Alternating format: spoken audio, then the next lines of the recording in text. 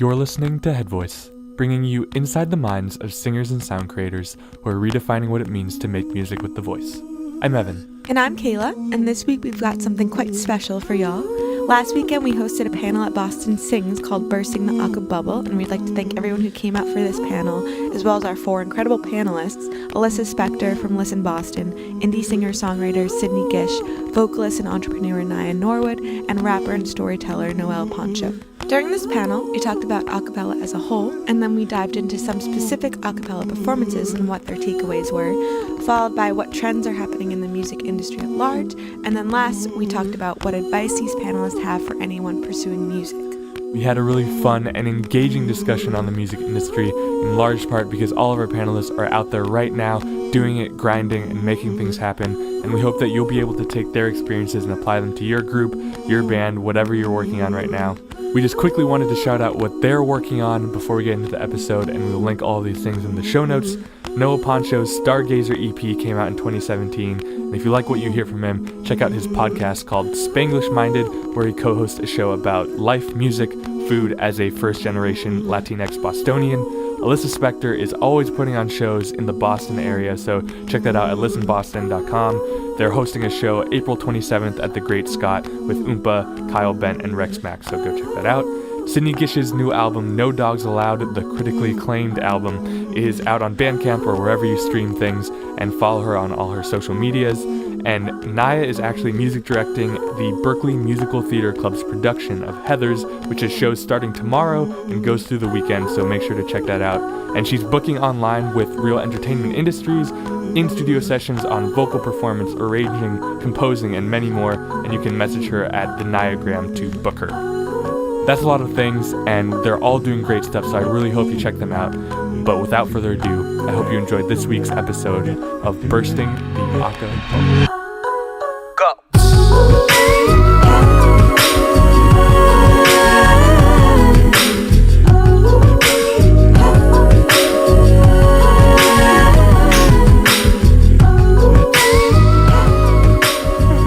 Like you're right there.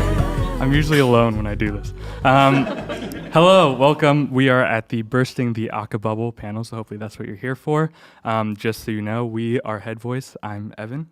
I'm Kayla. And we are a podcast, and we talk to singers and sound creators who are redefining what it means to make music with the voice, is our tagline. Just a little bit about us. We went to Boston University. We're in the Troublemakers and are now in a group called Birdland Avenue based in Boston. And so this is Bursting the Aca-Bubble, and we kind of wanted, the premise for this class was to kind of get an outside perspective of what acapella looks like from people who aren't necessarily in the bubble or in the community. And we wanted to pose some questions on how we can diversify it and change it, or not change it, but how it can be shifted in a way to reach a more broad audience. Because right now, it seems like for the most part, it's pretty, if you're in the community, it's very...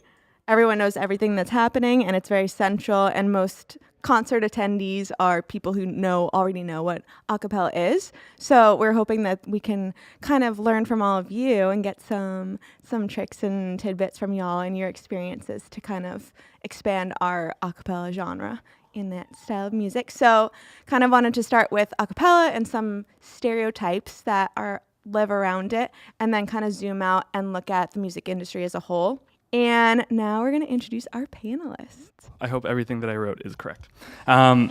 Cool. So there's a famous Onion headline that reads, "Pitchfork gives music 6.8. This panelist's 2017 sophomore album, No Dogs Allowed, received a 7.7, and Fader opined her new album is so good, so she's clearly doing something right. This Northeastern music business major can do a little bit of everything. Her doodles have been featured on BuzzFeed, is an accomplished multi-instrumentalist and songwriter, and she and her mother sell artwork at the Boston Hassel Black Market. Her music is eclectic, 1 minute emulating Regina Spektor, the next reminding you that she had a brief stint in Northeastern University's Pitch Please, but always remaining true to her inquisitive, clever, and earnest sound. She's currently on co-op at Island Records in New York, and we're so happy she came back for this panel. Please show some love to Sidney Gish.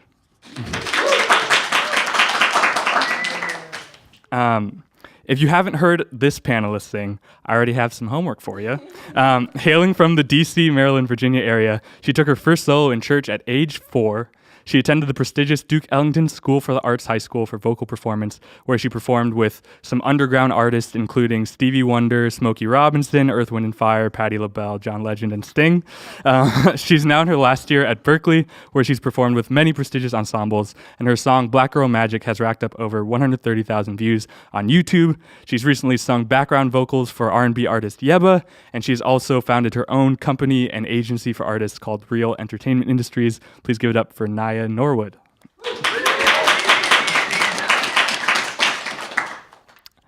This panelist is pretty much a unicorn at an a cappella festival. Born just around the block in Dorchester, he grew up immersed in hip-hop. As a first-generation Dominican-American growing up to the sounds of salsa, he was instilled with the gift of storytelling and skillfully challenging the listener's thoughts through music, inevitably birthing the lyricist, poet, and MC Noel Pancho. His music explores his national identity and themes like his unique upbringing and family. He's currently signed with the AR Classic Records, and we're so excited to have this true student of his art form here today. Let's hear it for Francisco Peguero. Are you sick of me doing this yet? This panelist is a stalwart of the independent music scene in Boston, constantly building her reputation as one of the best and most trusted independent booking agents and promoters in the area.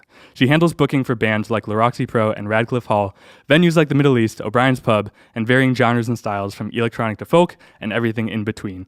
And in 2014, she created Listen Boston, which initially served as just a booking and promotional resource, but has since expanded to be an inclusive resource space to indie musicians, connecting musicians with photographers, designers, and local artists, as well as artist development consultations, assisting musicians with one-on-one sessions designed to develop their brand. In short, the Boston scene owes her a giant thank you card. Please give a warm welcome to Alyssa Spector.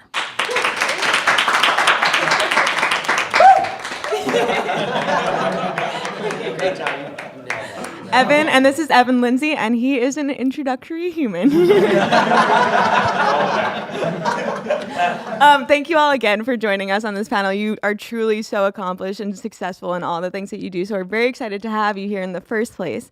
So like I mentioned, we kind of wanted to talk about just a cappella in general before diving into the music industry. So the first question we kind of wanted to ask, and feel free to jump in with any thoughts that you might have, is what are some of the first things that come to mind when you hear the word a cappella, and what do you think of when you think about a cappella music? Well, when I was younger, like a cappella is like usually like when people outside of the a cappella kind of the a cappella scene. I don't know how to say. Outside of the a cappella scene, it's like it seems kind of corny, and they think of like bow ties and the movie Pitch Perfect. Mm-hmm. But I was like really into like choir, like singing in Latin in high school. So a cappella was like the cooler thing. And so a cappella was the cooler version of choir that was more creative, and we sang songs that weren't in Latin. So I was like, hell yeah, like a cappella is like, when I go to college, I'm going to be in an a cappella group. I was like thinking that instead of choir. So it's kind of just like really collegiate based, really like kind of corny, but really fun. And I really enjoy that kind of intersection of those two vibes together. So that's what I thought about it when I was being introduced to a cappella, really. I don't know if this is going to sound weird, but I kind of think of Boys to Men. Just as far as like sound goes. Yeah, that's like usually my first thought of like that. I think of that particular sound. I guess a cappella for me, the introduction of it into my life was just purely barbershop quartets. And my dad was in a group when I wasn't even born yet, when my brother was young. And they used to sing, it was 5 guys. And they used to sing at different, gigs, church gigs, or just at other different functions. And it would just be, like high level pop a cappella, but more so jazz a cappella. And then I really got introduced to like a cappella arrangements of standards, Duke Ellington pieces. As I went to this place called Duke Ellington School of the Arts, and so we would do crazy a cappella arrangements of like A Train or Mood Indigo, or there was this another, I wish I could remember the arranger of this score, but he did this arrangement of America the Beautiful. Oh my goodness. It was one of the best things we had ever heard, like young 15, 16, kids like in high school doing a cappella, and we were obsessed. So like, yeah, I guess it just started off with barbershop for me. Alyssa, do you have any thoughts at all? You can be anything. Probably the least experienced in this form of music. Yeah, probably just what you see in the movies and on TV shows. People using their voices to make unique sounds and creative music. So we were just wondering also if there are any particular performances that came to mind or certain a cappella artists at all, if you know of any, and just why you think of them first. And if you don't have any, that's a great point for us to recognize too. Yeah. I mean, I think nowadays everybody kind of knows like Pentatonix have cracked into the mainstream. And the movie Pitch Perfect also helped. And I mean, helped the a cappella kind of like form of creativity get more known in the mainstream. Yeah. So yeah, really just Pentatonix and Pitch Perfect really. And yeah, I don't know. It goes viral on social media a lot. So kind of like it's very like drenched in novelty, but keeps popping up more often now than I think it did before everybody was posting on Instagram. Yes, I would agree with that. They weren't like early, but when the sing-off came on, I didn't even really know what was happening. And then I just like turned on my TV and I was like, oh my God. But I guess a couple key, just to throw it back a little further, there's this group called Take 6. Yes. There we go. Take 6, any type of footage of them at Showtime at the Apollo, I would definitely say go check that out. And then there was this other group that was on the sing-off. Well, first of all, there's Noda. I don't know if y'all remember them. They sang Michael Jackson medley, and then they also did I Need to Know by Mark Anthony. Oh man, that was lit. And then there was this is it okay if I share my list? Because I have like a list. Okay. Please do. So okay, well they're all from the sing off too. But so Noda, and then there was this other group. They did like this medley of they were Mormons. I don't know if you remember them, but I wish I could. Yes. Oh my gosh. They did like Someday When I'm Awfully Low. Ba-da-da-da-da. I did something, and then You can keep singing if you want. The Dog Days. I can't remember if that's the name of the song, but Pentatonix did that on the show, and then they did when Vroom Vroom Pentatonix. I know y'all know what I'm talking about. Thank You. Yes, Born to Be Wild, and then what's the other one? It's this big group from California, Landslide. Oh wow, when they performed that on Landslide, I can't remember their names, but yeah, those are some of the key performances for me that really stuck out in my mind. We did an episode with Naya like a few months ago, and I didn't know that you liked a cappella this much. What? I love acapella.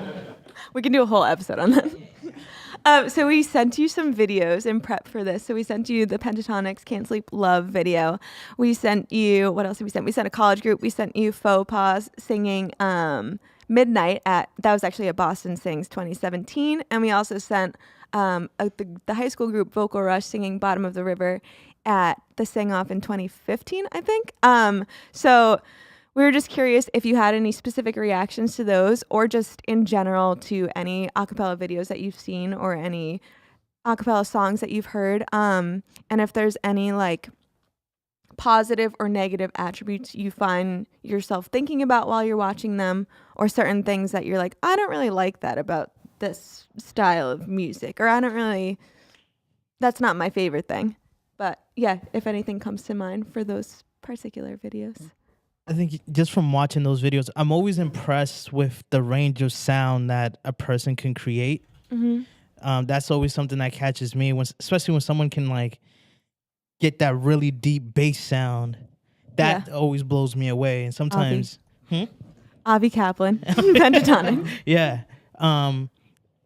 that's is really for me is what was impressive specifically about the Pentatonix. Yeah. But I also had to take into account that is like a really produced Right. version of acapella. Mm-hmm. So Did you want to join in, Alyssa? Yeah, like I said, I haven't really had much experience with acapella until you invited me to speak out here. So yeah, watching those videos was really interesting. Extremely talented, all of them, even the high school group. Very impressive. But I guess Pentatonix would probably be more produced and I guess in my opinion maybe more pop as opposed to what I would think a cappella to be as more like theatrical, if that makes sense. Uh-huh. And I felt like Pentatonix were, of course, a lot more commercial and accessible to people and maybe something that people would understand more. Right. So The funny part about those videos is that I literally have friends in each and every one of them. So shout out to them. I love y'all. As far as Pentatonix is concerned, I like large acapella groups where it's like at least 6 to a section, at least 4 to a section, because you got to have like first alto, second alto, first soprano, second, all that good stuff. And like, I love Pentatonix, but sometimes it's just not, the sound is not full enough. And and then you go to bottom of the river and it's just like, yes, all the layers are covered. There's no stone left unturned. And I also, as far as like bringing those studio records to life, with Can't Sleep Love, it's, perfection it's not that it's not relative, but it's definitely something to aim for, like, because I've heard them perform things live that they performed on the show, but then when they perform Can't Sleep Love live, it's just not the same, and it's just because they haven't rehearsed the music, as much as they did back in the day with the songs that they, performed on the show. So I guess for me, what I took away from those performances is number one, that I just love a fuller a cappella sound, and number two, it's just really important to keep your standard high, whether you're in the studio or performing live as well. And yeah, I mean, I think I remember watching the Pentatonix. It's Can't Sleep Love, right? Is their original that you sent over with where the guy's like, hello? Is that one? Like, I remember watching that, like, it came out in like 2016 or something, right? Or like 15? It came out at like the peak of my acapella like self. And I was like, what is this? Like, I remember I was watching it and I was like, oh my God, like they wrote a song and performed it acapella. Like, that's like unheard of. Everybody in acapella is doing covers. Like, how cool is it that they're actually using their voices as instruments to write something? Yeah. I don't know who actually wrote the song, but the fact that, like, they were just kind of like, yeah, we're an a cappella group, but this is, like, a normal song that we wrote. It's not anybody else's that we arranged for novelty. It's like, oh, look, we made a song and now we're singing it and we're talking a bit. Like, I couldn't just, like, sit down and listen to that song in, like, a dark room for an hour. Like, it's not like that. I mean, like, I don't know. It's like, I don't know what I even mean by that. It's like, but what I'm trying to say, that was a really bad analogy, but it's like, I mean, like, it is really minimalist, and I think, I mean, I would be really stressed out because, like, in Pentatonix, there's Avi, who's the bass, and he's, like down there. There's the beatboxer, whose name I can't remember right now, Kevin. And then there's, like, three main tonal people who get to be tonal the whole time. Like, what if you have to breathe? Like, that stresses me out. Like, so, like, I don't know how they pull that off live. I haven't really seen many videos of them doing that live. But the minimalist thing kind of works for them in that one song. And I thought it was cool to see their creativity working with the restraints they have with only 3 tonal people, Kevin and Avi down there in the sonic, like, whatever. And then, yeah, and the collegiate group was really cool. I think seeing collegiate groups do covers is always really fun, just because I experienced a lot of that when I was in acapella and just seeing all the other groups perform, and it's really cool to see the arrangement kind of trends that always persist, and it's like its own style of putting music together. And what I always notice in, especially in the last video, was that whenever anybody starts beatboxing or clapping, everybody starts screaming. It's like this like cool choir sound, and then the second like that the beatboxer comes in, everybody starts cheering because like the beat is dropping. And so I think that's really cool just to see how you can emulate other instruments. Like the more wild with the instrument choice that you choose to emulate with your voice, the wilder reaction you get from the audience. Because people expect you to sing when you're standing there with the microphone, not like imitate a fly or whatever. Like, I don't know. So kind of the more out there you can get, it's like an expression of creativity, but that also adds to the novelty the more wild you get. So how can you balance creativity without being like, I'm wearing a bow tie and like doing this or whatever? So I think that's cool, but Yeah. yeah. It's just interesting to hear y'all's opinion because we talk to people who like acapella and, you know, we have the things that we like and the things that we don't like. So I wanted to zoom out kind of from acapella for a second and we'll get back in there. But just as people all working in the industry in some fashion or another, what are the just like the things that are on your mind right now in terms of like where you see the music industry as a whole going? What is just like when you wake up and you're thinking about your job or your music, like what are you thinking about? It can be anything. Well, right now I'm interning at a label, and we do a lot of reports on like social media stats. So kind of the way that labels would sign an artist right now is really, really dependent on how many Instagram followers they have. So I think about, at least for artists getting popular, like that's really important is your social media presence. Like it honestly, like it's like, oh, this person has more Instagram followers, so like we're gonna put this in like the first column of the spreadsheet or whatever. It's like that kind of thing. And so whereas I wasn't around A&R departments in the 90s since I was unborn, but really what it like, I mean, I guess they would like listen to the music more since Instagram wasn't around. And yeah, I don't really know, but I think I think the ability to kind of curate your own image so obsessively is I don't know if it's like a draw. It's just kind of changed the sphere of things. So at least in terms of the industry at large or whatever, like I think that is really important. And yeah, as for my own life, I'm just kind of like thinking about writing and like everything I've done with my own music has been like solo. So it's really exciting to like talk to new people, but I'm still thinking about how I can do as much as possible on my own, like kind of just taking an experience from whatever I can. Yeah, that's awesome. Did you want to hop into that? Yeah, too? I wanted to add, especially from like the social media piece, I think something to remember. I am someone that truly feels like the big players in the music business, it's like any big player in any industry, they're very slow when it comes to navigating what's happening, right? So yes, that might be the metric right now, but I think the most important thing is how do you develop your story, whatever that story is. And how do you, I like to look at it as like music happens to be my score, but the story I'm telling is Francisco. That's the story that I'm telling. It just happens that music is the medium. So when you approach social media or any of these other platforms, I think it's the most important thing is like how do you present yourself when it comes to content as the most authentic way? Because the platforms are always going to change. And the beautiful thing about artists is you can be way more nimble than a company can, right? So platforms will be changing, but as long as you're telling your story, it'll just be a new platform that you can use to tell that story. And also, just on some like musician Kanye style rant, the music industry is not dying. I hate when I hear people say that, like the bigwigs saying like the music industry is dying. The way that business has been done before is dying, but the musician has much more power.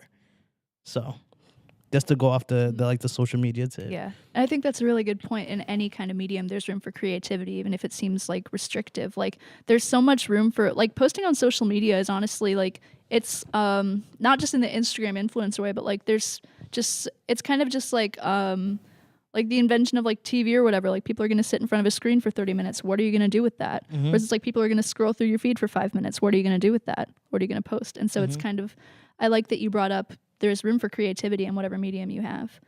Even if it seems just like, oh, you're posting on Instagram, that's like so like for kids and like whatever. But like there's so much like, that's what people will say where it's like, oh yeah, like that's not like real media that's just Instagram, but there's room for creativity like Oh, yeah. everywhere. So It's funny that this is coming up. I'm like taking this advertising course, and something that we talk about is disruption and how these things are disrupting the way we view it. So some folks might, to your point, might see it as like, oh, it's just social media, because they're still accustomed to the old way, not necessarily the old way, but the models that have been set for how they get information, right? But that doesn't mean that it's not good content. That doesn't mean that it's not a good platform for you to use and take and tell your story. yes, I totally agree. And I think it's like, it's just a different different way of expressing it. Like this, I don't know why this came to mind, but it's like Brockhampton just signed to RCA, but Kevin Abstract's Twitter icon is a pair of pants, like a stock photo of pants. Yeah. And like somebody who's like an old record executive probably thinks that's a bad idea, but to everybody who's younger and actually likes Brockhampton, so Exactly. great. Yeah. I love Exactly. Kevin Abstract tweeting and then just a pair of pants show up. Yeah. Yeah.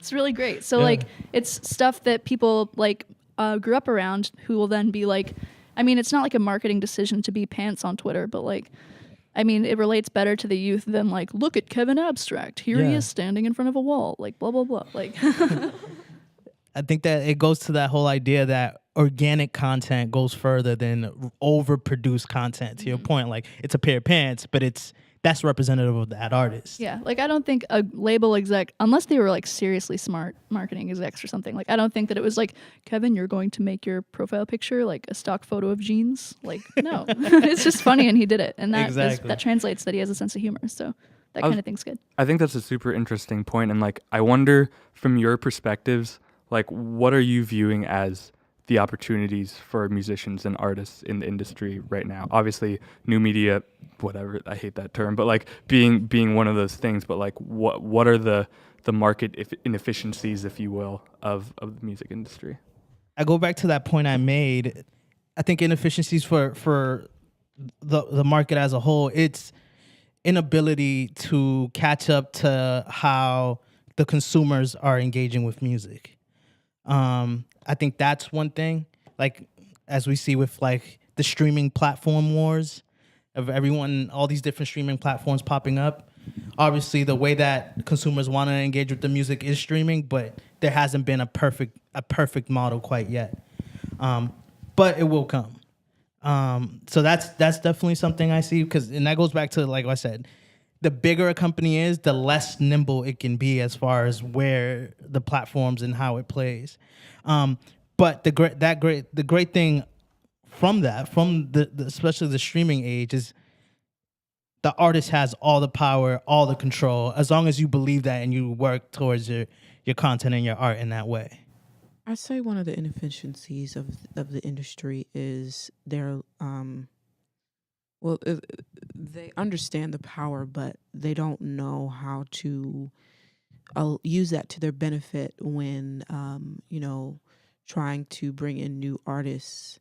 Like, you can give someone a big $1 million studio and all this amazing sound equipment or whatever, but if that contract is trash, they will go to their closet and hang up their clothes, okay? Put that sock over that mic, over that over the pop filter, okay? And they will do it, for $6 and get their friends to make their music, get their friend to make that track that they made, at 6 a.m. in the morning after they smoked 2 blunts, like, like it's so important for the industry to be aware that we are very self-sufficient. Yep. This generation can really do everything on our own, and I feel like the industry needs to figure out how exactly to appeal to young artists of our generation. While we need a platform, we just don't necessarily need we need a platform, but we need to be allowed creative control. And they want a sure thing. The industry wants someone who can make an album hit after hit after hit after hit after hit, and not to move over into another industry. But that's why that's a huge reason why the director of Black Panther was chosen for that movie, because all 4 or 5 movies he had done prior to that were highly successful. So it's just like, it's the same thing in the music industry. They are only going to choose people who they feel like can make a hit every single time. But, you know, it's important for us today, for industry individuals today, to just allow young artists to express themselves however they want, because there's money everywhere. We're creative all over this country, all over the world, and they just want to, you know, they just want to monetize upon it. But it's just important to pay attention to the fact that we can be creative however, whenever, wherever, and you can still monetize upon that. Yeah, exactly. And I think something a lot of people talk about with the music industry as a whole is that, you know, when they say that it's dead, I think that you look at the fact that record sales aren't really a thing anymore, or a way that you judge if a act is successful. But I think live performance is as popular, if not more popular, than it has been in the past. And Alyssa, I think that you have your ear to the ground of that more so than any of us here. Like, do you have any thoughts on like that kind of sector? Yeah, I was just trying to think of an answer to the initial question, and that's what kept running through my mind was live music. And I guess on a small level, something that I struggle with is how to expose. I work with, you know, mostly local bands, all genres, but how to expose local music just in this little community, just here in Boston, and how to get people to realize that we have a music scene here, and you know, there's so many talented artists, and to get people out to shows is a big struggle, and also I think there's that misconception that you have to be signed to some big label in order to be considered successful, and there's many independent artists who have made it and have a following and will sell out large venues across the country. I think I lost my train of thought, but I forget what your question was. But just to add to that, and to your point with the Black Panther director, he made Fruitvale Station with a very small budget. But the beautiful thing, he's great at his craft, right? He's great at his craft. So as long as he didn't stop working on his craft, he didn't wait for the Black Panther money for him to work on his craft. He created great work. So when that, to your point, he built up that resume, Black Panther came, did that amazing movie. Now he's probably going to go back and work on everything that he wants to do now that he has this large acclaim. So to that point, you don't need to have this large label, this large company pushing you for you to create great work. And live music, I feel like for me, that's a feeling, that's an experience that cannot be recreated.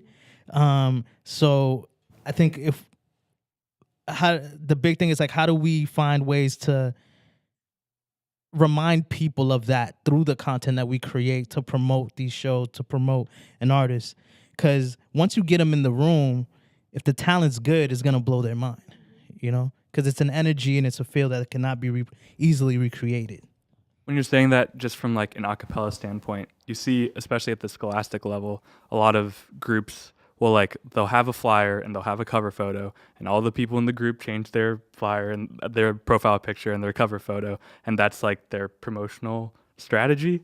Is there what can we learn from you, Alyssa? Because I think that there's got to be something more than that to promote your it's shows. Strange. I mean, I grew up going to local shows when I was probably 11 or 12 years old. My mom would drop me off, and these were like a church basement or like an American Legion or any place that was willing to give, an open room to some crappy loud rock band. And that's how I discovered music.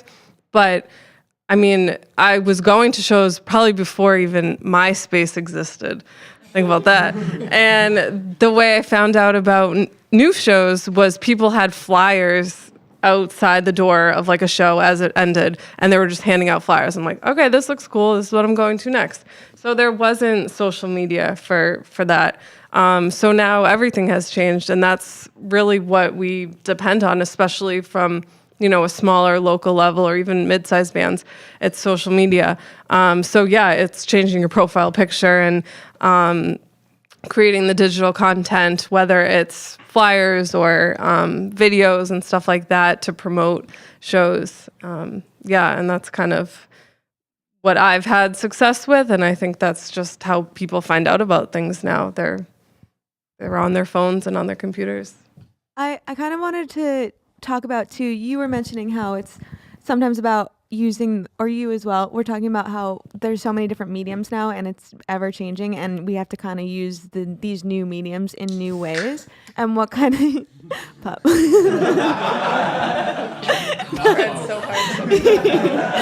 sponsored by Coca-Cola. It was like, no.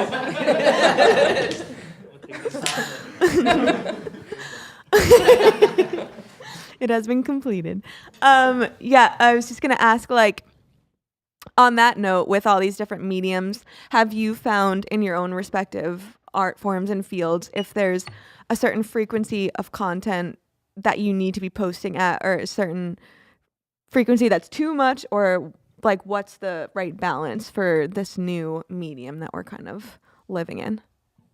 I mean, really, in terms of like frequency, I don't like I've done there's a club at Northeastern that's like a record label that signs local artists, and I do marketing for that, and it's very like, okay, like every 3 days or like 3 days leading up to the release, like post this day, this day, this day, and like that's really important, like for artists kind of marketing themselves to have a release day posting schedule. But I've kind of fallen off the social media train, at least for the past like couple months or so. But really what I thought was really fun, and a lot of my friends' bands thought was really fun this past year when promoting local shows, is like, how do you naturally engage with social media, and not in a marketing mastermind kind of evil way breaking in, but like, how can we make this actually interesting instead of like, my new song is coming out, or blah, blah, blah, or like this show's happening. So we would like make this like gross flyer for a show and be like, everybody performing as a meme admin, like get to the show, like just make it like really dumb in a way that people would naturally think was like interactable or like funny. And like, just because that's like, not only like is it more interesting to look at, but it's more interesting to make, as opposed to like taking a picture of your band and like putting words over it. It's like, no, what if we like what if we like went deep into Photoshop and made this look stupid and just posted it everywhere? Like, just kind of having fun with it and kind of emulating what naturally you're drawn to and what naturally like almost wastes your time on social media, since that's what's more interesting to look at anyway. So we would kind of make everything a bit more, like, I don't know, like a lot of, we would just kind of like be more drawn to jokes or anything that we thought was kind of like, oh, so what if this isn't serious? Like, it's fun. Like, I'm just having fun. So kind of being cool with just kind of posting whatever grabs your attention, as opposed to like, oh, will this present me as a serious artist or whatever? We love to take ourselves seriously, especially in acapella. Oh, yeah. Berkeley is like, they like very specific things, or like contemporary soul R&B musicians. They like very specific things. So, you know, when you finally have your promo ready, it's important that you release an amazing poster, as at least, like, if you want a lot of people to come, or at least a decent amount of people come, I say start promoting at least a month before. And then like weeks leading up to a show, post a new flyer, like maybe the second week before the show, and then the first week before the show. All different. New creative ideas, new visuals, all that stuff. And then in order to really get people to come in for like amazing promo, you have to shoot, you have to post videos of rehearsals and and then like you could, you know, snap sound check right before the show, because you never know like who might be scrolling through and just be like, oh wow, that sounds dope, I think I'm gonna roll through there tonight. So it's just like Berkeley, we just like to be sure that what we're going to is not going to be a waste of our time. So it's like, if you don't promote, or if you don't show proof that what your audience will be attending is of quality, I know through my experience you won't get a decent turnout. I would add, the way I like to look at it is view that show as just another, this is going to sound very marketer of me, but like view that show as another piece of content of your story, right? So that way, because sometimes what happened with shows, and this happens to all of us, there's this start-stop, right? Like you start promoting it, the show happens, then you stop promoting your brand, right? But if you view it as another piece of your content, you can do this organic, natural build-up, right? You have the show, but then you continue that conversation. Definitely focus on word of mouth is still the most effective way of marketing. All these different platforms, when they're used right, usually it's the word of mouth effect. So how can you get into the communities that you know would be interested into these shows? What communities, because on average, how many people are in a acapella group? Like 15 for Scholastic. How many friends do each one of those folks have, let's say, on Twitter or Facebook? I don't have that many friends, but like people like, might have. Or with that, whatever, let's say whatever platform you're using. So think of it that way, in that sense that like, all right, we have communities within the community that we're part of, and they keep multiplying. So thinking of organic stuff that you can present to them to continue that conversation, but knowing who is the community that you're trying to connect with. But yeah, I do recommend like not necessarily looking at it as a start-stop. It's a continuation of, like we said, that story that you're looking to present. That show is a part of that story. So, yeah. I think that's an interesting thing in the scope of acapella too, because acapella groups, Scholastic or not, just have a lot of turnover, as everybody here can attest to. And like keeping the foot on the pedal, I think, is a tough one. I want to shift gears really quickly, just because it's kind of in the acapella zeitgeist right now. There's kind of this talk about original music versus covers, and obviously a lot of acapella is founded in covers. There's the exceptions like "Can't Sleep Love" that we've sent, but do you think, for Scholastic or for professional groups, can covers be the mainstay forever, or does it have to be original? Because there's groups like Pentatonix that have found success through covers. There's groups like Third Story that like built their career starting in covers and then went into original music. Like, just your thoughts on covers, just real quickly. I think I think there's value in both covers and originals, because one of my favorite a cappella songs is actually by the Wombats. It's called Tales of Boys, Girls, and Marsupials, and it's the opening to their album called Tales of Boys, Girls, and Marsupials.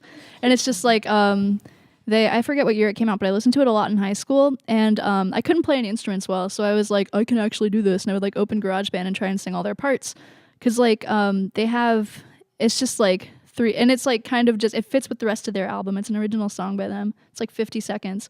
It's like tales of girls and boys and girls and marsupials, and they're just like having a fun time, and it was like, it fit with their genre. They're like, it was an indie rock album, and it was really interesting, whereas like a lot of acapella is just based in covers, but at the end of the day, acapella is just singing without instruments. It's just using an instrument.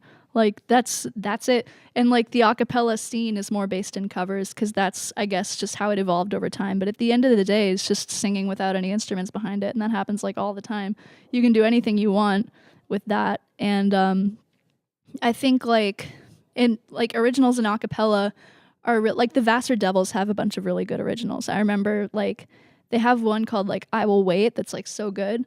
And I think it's really, really cool to see a cappella arrangers and music directors branching out and kind of expressing more original ideas, or even like arranging something in a different way than how it was originally performed. Shows a lot of creativity. So there's a lot of room for creativity in a cappella, whether or not you're writing a song or arranging a song. But I do think since it's so heavily based in covers, kind of when people think of a cappella on a grander scale, it's not like, it's kind of about two things. It's about like the quality of the voices, and also like, oh, this song that I listened to now doesn't have any instruments. Isn't that cool? And like, that's kind of the thing. And like, that's cool, but like, how far does that go as opposed like for being like real music that you sit down and listen to? It's like, oh, this song has a twist on it. There's no instruments. How cool. But like, is that really all that there is? Or do you want to write something that's new? Like, because you can do that too. And I think everything you can do with a cappella is really cool, but it's fun to like push the kind of boundaries of like we replaced our bass with a guy with a low voice like in this song. Or that doesn't make any sense. What I mean is like, oh, this song sounds the same except the bass instrument is now a man with a low voice. Anyway. So I'm just curious that you brought that up too, because like I feel like obviously a cappella comes up in many different ways, in many different forms, and you kind of even just said now maybe I'll replace my bass with some guy who can sing really low. So like how has it come up in your own field, if it has, in different ways? Just to jump back in really fast, I like because since I couldn't play any like growing up, I wasn't actually like that good at any instruments, and I was just in choir and I could sight read really well in choir, but like I couldn't actually play anything. So if I wanted to arrange something, I had to sing all the parts, and that was just the way it was. Like if I wanted to go home and like make a cover, I was going to sing most of it. And like not even as like trying to like make like just trying to emulate the instruments. And so like I think like it's really just a tool at the end of the day. I've made a few songs that are just like only with my voice, just since that's the easiest thing. Like if I have my iPhone and a looping application and a microphone, I'm not going to go grab my guitar first. I can just like sing out all the different chords. So it kind of is like easier since I started thinking about it that way in the first place, that's how it naturally all came about. And I still think of music kind of in like layering voices over itself, since that's what I did first of all. Yeah, definitely. That was pretty much how we started, or how I started, in high school. We didn't really have instruments. All we had was a piano, and then sometimes our pianist couldn't make it. So we would have to rehearse all of our songs, just with vocals only. So, I mean, in my background work, I arrange a lot of vocals for a lot of different people.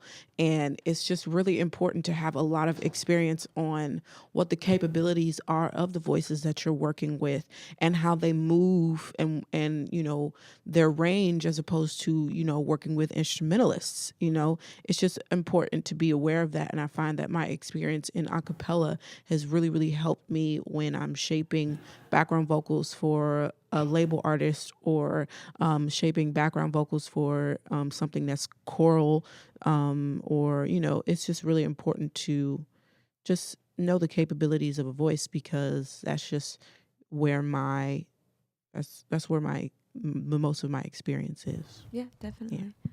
Fran, did you want to? I know you were thinking about samples in that sort of field too. Yeah, just from like hip hop itself, I think there is a lot of usage of using voices as replacements for instruments, or Kanye actually is someone that does it a lot and has been covered a lot on taking voices and making that the bass line, or making that the main drive of a song. So I do think another person that actually comes to mind is the great Marvin Gaye, just as far as the way he would layer things with his own voice. He's just like a master at that. But I do think in hip hop, just by the nature of it, by the nature of sampling, there is a lot of folks, playing conductor in a way, taking a voice and having it be all the different elements within a song. Yeah, so we're nearing the end here. I want to just quickly go down the line, and what is from what you know of acapella and what we've talked about today, what is like the main piece of advice that you'd give to the community at large, or any groups trying to do stuff? Okay, I'll start. I would say to collaborate more with other groups and art forms and genres, just to make your presence known here. And I feel like just in general, a cappella, like I said, I'm not familiar with it, and I'm extremely involved in the music scene here, and I wish I was, and I give you all so much credit, and I think you have to be extremely talented to perform like that, and I would like to see more of that, like in our community. So I would say, and I'm all about collaborating with, whether it's bringing different artists together and multi-genre bills and stuff like that. So I would say, like, branch out more, as I do in my community too, like branch out of your a cappella community and have more involvement in other aspects of the industry. I think it would be really cool to see. Yeah, I agree on that front. Like, definitely finding some common ground and finding spaces where the word genre is taken away and it's just music, and acapella can be presented in that same space as any other music genre out there. Just from someone on the outside looking in, from the aspect of covers, whenever I think of folks that are doing renditions of something, I would just say, can I swear? Oh, yeah. No, I won't swear. I was just going to say, whatever you do, if you are going to do a rendition of a song, own it, right? Own that song. Because I just think of the great Nina Simone. Some of her biggest records weren't records that were hers, were records that she redid. So add that flavor, add that, whatever your group is good at, add that thing. Because I think for someone on the outside looking in, when I listen to a record, that's what really catches me versus it's just another rendition of this song. I hope this doesn't come off as really harsh, but acapella is very serious to me. I take it very, very seriously. And it's just, for me, with acapella, if you're going to do it for fun, find your crew and just have fun and do it for fun, and, perform as much as you want and live your life, that way, and really enjoy that. But if you're going to do it for real, just do it for real. Like, don't keep your standards high. Rehearse as much as is needed, not as much as you want to, as much as you need to. Mm-hmm. Like, make sure that all the people in your group are dedicated and that they want to be there too, and that they are going to contribute to the group in ways that allow you to be productive and successful. Don't be afraid to take risks, and don't be afraid to create your own music. It's okay to reach for the stars. Like, where else are you going to reach? You're not going to reach for the ground. Like, what? Like, that's what you're not going to do. So, like, it's completely fine to want to do a cappella in a very serious way and to want to make a career out of it. Because if that's what you want to do and that's what you're passionate about, I encourage you to put 100 and 1,000% into that. So, yeah, that's my advice. Yeah, I think it's cool to think about really just any advice for anybody involved in a cappella is to just kind of zoom out, and like at the end of the day, you're just like a person playing guitar or piano or something. You just have an instrument, and how are you going to use it? You don't have to sing Sia covers all day. You don't have to do that. And it's like, if that's really fun, and you can if you want, and it can be really fun to do that, but there's so much you can do with the human voice. And the human voice, what the hell else? But like the non-human voice, like you can do anything. Like, so if you like want to try out something different, like go for it. Like when I was doing high school choir, I was very much like I'm a soprano to the end, and then I ended up beatboxing in my a cappella group for a year and a half. I didn't even sing most of the time. I didn't even do vocals, and it was really fun. It's just kind of like when you're part of this like group of people who's emulating a recorded studio version of a song with only the voice. It's like, hell yeah, like just do whatever you want and like have fun doing it, since like that's kind of, at the end of the day, you're just like a band of like a guitarist, a bassist, and a drummer, except like one of you just has a lower voice than the other ones, and you're all there with no instruments. So I don't know, just like have fun with it, and kind of just like enjoy whatever you're doing. Yeah. I don't know. Awesome. Well, it looks like we've run out of time, but thank you so much to all our lovely pens for coming. Thank you all for coming. This will be out as an episode next week. Happy Saturday? I don't know.